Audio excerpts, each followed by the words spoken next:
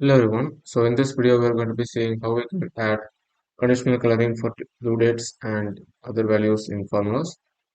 So as you can see here, we have a simple text here, which is completed, not started, and in progress. So let's see how we can build this color here. So if it is completed, it needs to be green. In progress, it needs to be in blue. For not started, it needs to be in gray. So this conditional coloring, how we can do, we'll be seeing this formula here. So let's add a property for this. Let's add a formula property. So in the formula property, we're going to be using the if function for that and let's function. So let's see how we can do that. So first, you need to understand what are the values that is possible. So if you look at this value, you can uh, customize that for your requirement. But in this value, in this example that we are having, we have three values, with three possible values, which is not started, in progress, and completed. As of now, this is not formatted with any color. You can see all of these are plain text, but it would be very nice, like if we had some color for that, like as it is shown here. So let's see how we can do that. And so let's go to the formula. The first thing that we need to do is let's declare a let's function so that we can use variables inside our formula. So let's create the let's function. Inside this let's function, we're going to be using the style function. So style is the basic thing that is going to be creating the colors for the text. So let's take the completion status. This is the text that we want to format. Now let's use the style function for that. So style takes several arguments. So if you look at style, so if you click on this formula here, it can show what are the things that you can give. You can give bold, italic, code, strike through, or even other colors that you want to give. So by default, we can enable code and bold so that it looks nice. So you can get code and bold. So if you give C, it is for code, and if you can see, C is for code and B is for bold. So this is what we want to do. So since we are using a let function, we need to declare some variables, so then we can use this. But by default, we'll be using this. So if you put this outside the let function, you can see the result here.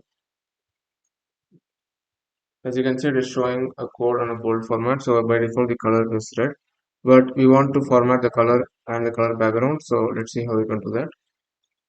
To some other color based on the text we want to show. Based on the text we want to see that. So yeah. So now we have this. The first thing that we want to do is we want a variable which is called color, which needs to be dynamic based on the text that is shown there. So let's create a color variable for that. Let's call it variable color. So inside this color, we need to define a conditional statement which dynamically gets the color based on the statement. So we're going to call if function for that. We're going to use ifs.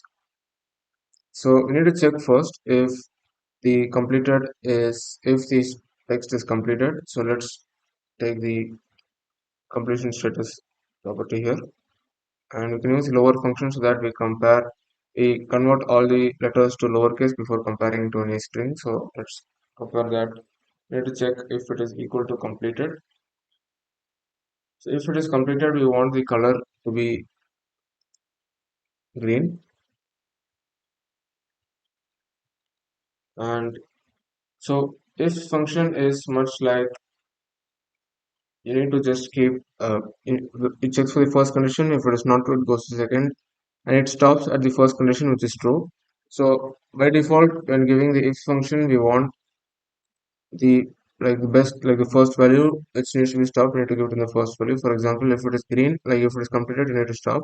If it is not completed, then you check if it is in progress. If it is not also not in progress, then you check if it is not started. So let's check for the next one, which is going to be in progress value. So let's check if completion status is lower function for that. Lower is equals to in progress. And if it is in progress, then you need to give the color as blue. And if stack has a special argument, which is the last argument it is there, which is the fallback value. So if the condition does not fall under any of the conditions that is given in the given above here, it by default takes the last value that is given in the if function. So this is only available in the if function. The if function does not have that. So multiple if function, you can have a last fallback value so that we can give if it if the value does not satisfy like any of the conditions above, it will take this last value here. So if it is not completed and not in progress, we can give the default value as gray. So this is the color here. But as you can see now, we have declared the color variable, but we are not using it anywhere. So let's use that inside the style function here. So So as you can see, it is using a color function inside style function here, and it is showing the text in gray. We also want some other thing. So for now we need to also add the background here. So let's create the color background variable, and we can add that also. So let's create the color background variable, and color background variable has the similar conditions, but instead of just the color, we'll be adding background keyword after that. So let's just copy this and paste that here.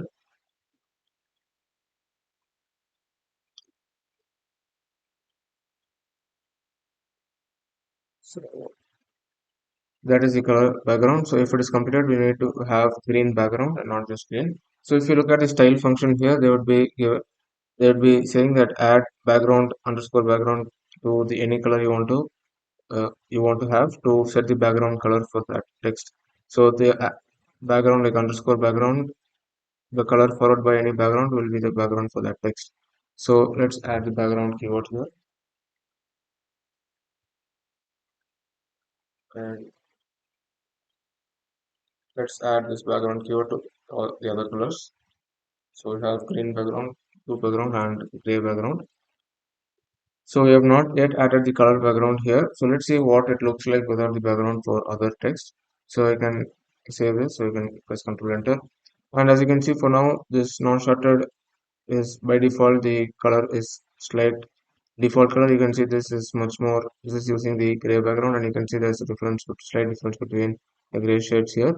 For the completed, you can see that the background is in gray yet. It's not in green background. So let's add the background for that. So we have created the color background variable here, so let's use that inside the style function.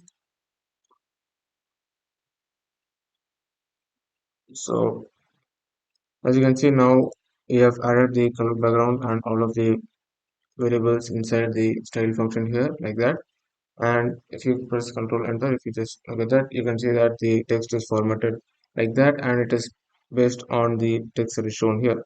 So if you say the completed tasks, this is not completed and only in progress, change that to 3, automatically updates the status and also updates the color as required.